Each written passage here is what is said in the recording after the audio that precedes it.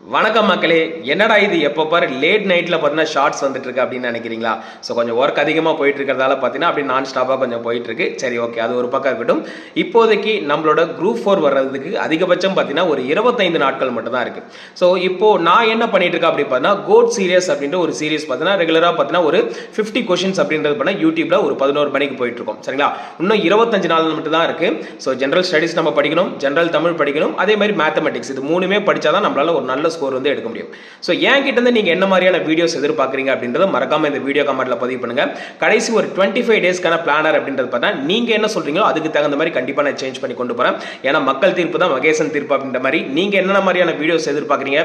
So general Tamil மட்டும் பார்த்தீங்கன்னா ஒரு 100 கொஸ்டின் மாதிரி எடுத்து வரவா, இல்ல ஜென்ரல் தமிழ் ஜிஎஸ் மேக்ஸ் கலந்து கட்டி எடுத்து வரவா, இல்ல வெறும் ஜிஎஸ் பிளஸ் மேக்ஸ் மட்டுமே கொண்டு போலாமா அப்படின்றது நீங்க சொல்றதை பொறுத்து தான் இருக்கு.